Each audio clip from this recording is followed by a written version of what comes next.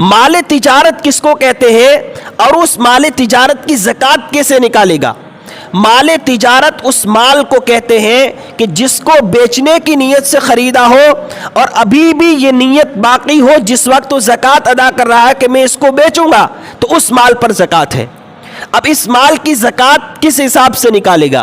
कीमत ख़रीद की या कीमत फ़रोख्त की? जिस कीमत से ख़रीदा है उस हिसाब से ज़कात का हिसाब लगाएगा या जिस कीमत से बेचेगा उस हिसाब से। मिसाल के तौर पर एक आदमी ने दुकान में बहुत सारा सामान भर कर रखा है बेचने की नीयत से।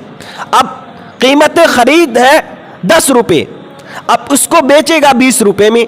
तो जब हिसाब लगाएगा अपने माल तिजारत की ज़कात का, तो कीमत फ़रोख्त के हिसाब से ज़कात का हिसाब लगाएगा।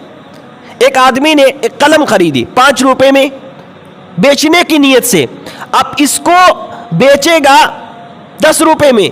तो जब अपने माल तिजारत का हिसाब लगाएगा तो नॉर्मल जो कीमत होती है उसकी 10 रुपये, तो उस हिसाब से उस माल का हिसाब निकालेगा।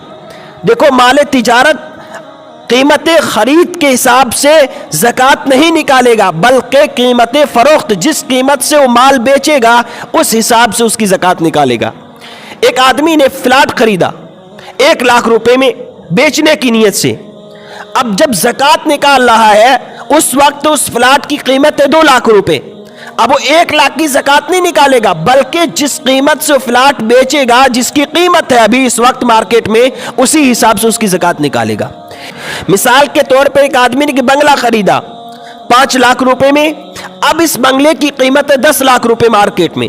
तो अब उस घर की कीमत 10 लाख रुपए है, तो 10 लाख के हिसाब से ज़कात निकालेगा।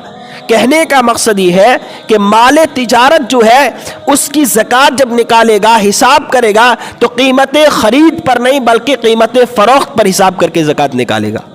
वीडियो के नीचे सब्सक्राइब के बटन पर क्लिक करें, बेल के आइकॉन पर क्लिक कीजिए ताकि हर नई वीडियो की नोटिफिकेशन आपको मिल जाए।